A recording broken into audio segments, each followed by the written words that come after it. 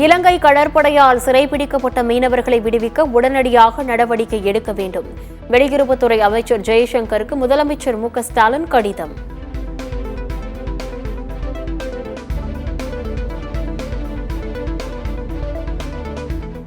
நீர்வளத்துறை செயலாளர் மணிவாசகன் IAS-ற்கு கூடுதல் பொறுப்பு.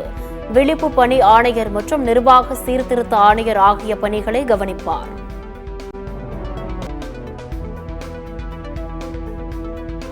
வருவாய்த்துறை முதன்மை செயலாளர் அமுதாவுக்கு கூடுதல் பொறுப்பு. வருவாய் மற்றும் பேரிடர் மேலாண்மை துறை ஆணையராகவும் கூடுதல் பொறுப்பு வழங்கி அரசு உத்தரவு.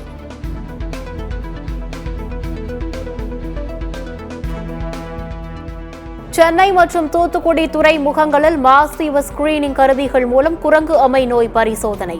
மருத்துவ மற்றும் மக்கள் நல்வாழ்வுத்துறை அமைச்சர் மா. சுப்பிரமணியன் தகவல். கூட்டுறவுத்துறையில் இந்த ஆண்டு 16,500 கோடி ரூபாய் பயிர்க்கடன் வழங்க இலக்கு நிர்ணயம். கூட்டுறவுத்துறை அமைச்சர் பெரியகருப்பன் தகவல்.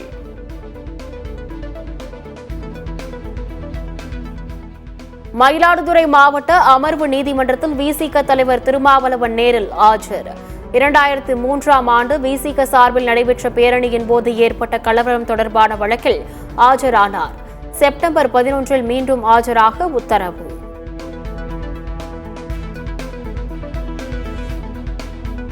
நிதி நிறுவன மோசடி வழக்கில் கைதான தேவநாதனுக்கு 7 நாட்கள் போலீஸ் காவல்.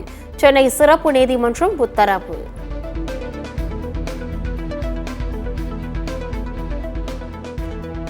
ஒவ்வொரு தொழிலாளிக்கும் 20 லட்சம் ரூபாய் பணப்பலன் பாக்கி. ஓய்வு பெற்ற போக்குவரத்து ஊழியர்கள் மாநிலம் தழுவிய மறியல்.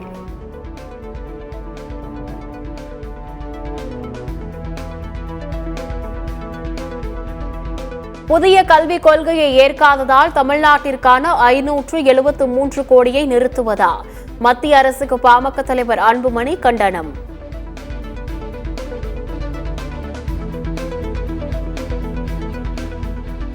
கள்ளக்குறிச்சியில் வரும் 2ஆம் தேதி விடுதலை சிறுத்தைகள் கட்சியின் மகளிர் மாநாடு. திருச்சி விமான நிலையத்தில் அக்கட்சி தலைவர் தொல் திருமாவளவன் பேட்டி.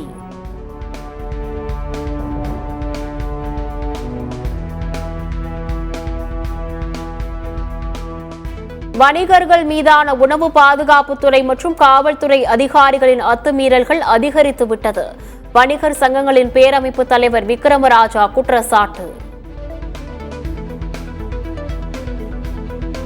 தான் வெளிநாடு சென்றாலும் தொய்வின்றி பணிகள் தொடர வேண்டும். அமைச்சர்கள் அதிகாரிகளுக்கு முதலமைச்சர் மு.க.ஸ்டாலின் அறிவுறுத்தல்.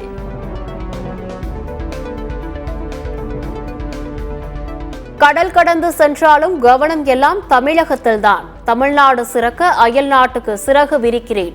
முதலமைச்சர் மு.க.ஸ்டாலின் அறிக்கை.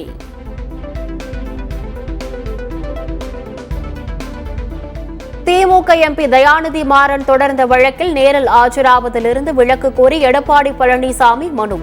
வழக்கை தாமதப்படுத்தும் நோக்கமோ நீட்டிக்க வேண்டும் என்ற எந்த எண்ணமும் இல்லை என்று மனு தாக்கல்.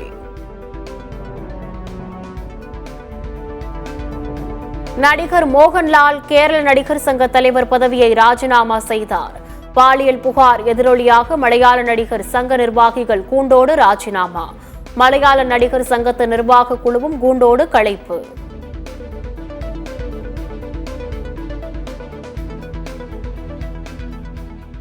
திருச்சியில் சாக்கடையில் துப்பாக்கி கண்டெடுக்கப்பட்டதால் பரபரப்பு. துப்பாக்கி யாருக்கு சொந்தமானது என்பது குறித்து காவலர்கள் விசாரணை.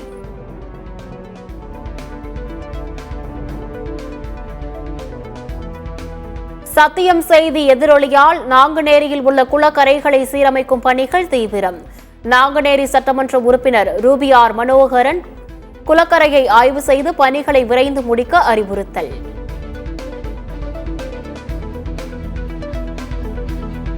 புதுச்சேரியில் ஜிம் பயிற்சியாளர் கொலை வழக்கில் 3 ரவுடிகள் மீது குண்டாஸ் சட்டம். மாவட்ட ஆட்சியர் உத்தரவின் பேரில் நடவடிக்கை.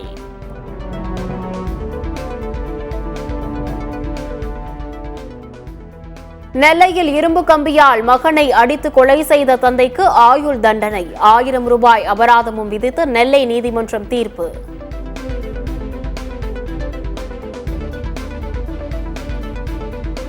டெல்லி மதுபான கொள்கை முறைகேட்டில் செய்யப்பட்ட பிஆர்எஸ் கட்சி நிர்வாகிக்கு உச்சநீதிமன்றம் ஜாமீன் வழங்கி உத்தரவு. விசாரணை என்ற பெயரில் ஒருவருக்கு தண்டனை வழங்குவதை ஏற்க முடியாது என்று உச்சநீதிமன்றம் கண்டிப்பு.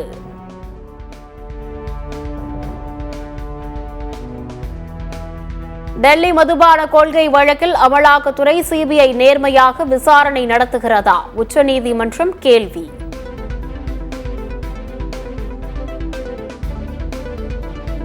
மதுபான கொள்கை முறைகேடு வழக்கில் அரவிந்த் கெஜ்ரிவாலின் நீதிமன்ற காவல் நீட்டிப்பு. செப்டம்பர் 3ஆம் தேதி வரை நீட்டித்து டெல்லி நீதிமன்றம் உத்தரவு.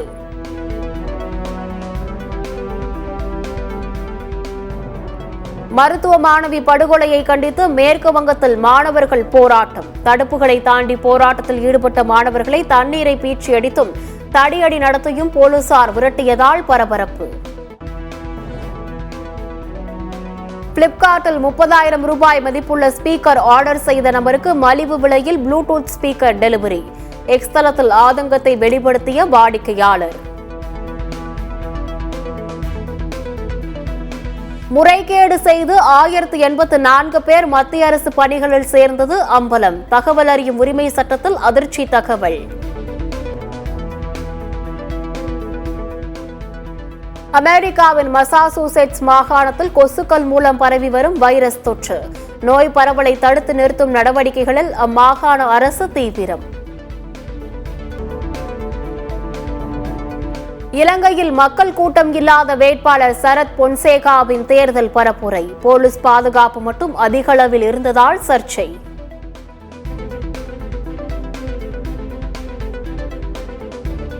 அமெரிக்காவை சேர்ந்த பெர்க் என்பவர் சீட்டுக்கட்டுகளை பயன்படுத்தி 54 அடுக்குகள் கொண்ட கோபுரத்தை 8 மணி நேரத்தில் உருவாக்கி கின்னஸ் சாதனை. பசை, வயர் மற்றும் உலோகங்களை பயன்படுத்தாமல் சீட்டுக்கட்டுகளால் ஆன கட்டிடத்தை கட்டி சாதனை படைத்தார். 410 வீரர்களுடன் இலங்கை சென்ற INS மும்பை போர்க்கப்பல். அந்நாட்டு கடற்படை உற்சாக வரவேற்பு.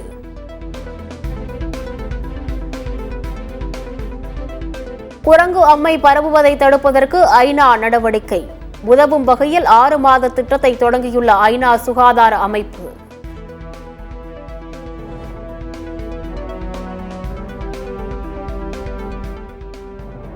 மலேசியாவில் முன்னாள் பிரதமர் முஹைதீன் மீது தேச துரோக வழக்கு பதிவு. ஜாமீன் வழங்கப்பட்டுள்ள நிலையில் வழக்கு விசாரணை நவம்பர் 4ஆம் தேதிக்கு ஒத்திவைப்பு. கிழக்கு சூடானில் கனமழை காரணமாக அணை உடைப்பு. வெள்ள நீரில் சிக்கி 4 பேர் உயிரிழப்பு.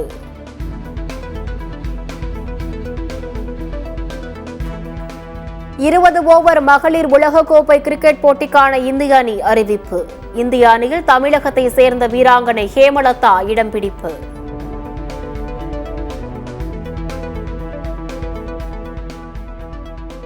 இந்திய அணியில் இடத்தை உறுதி செய்வதே தற்போதைய இலக்கு. சூரியகுமார் யாதவ் கருத்து.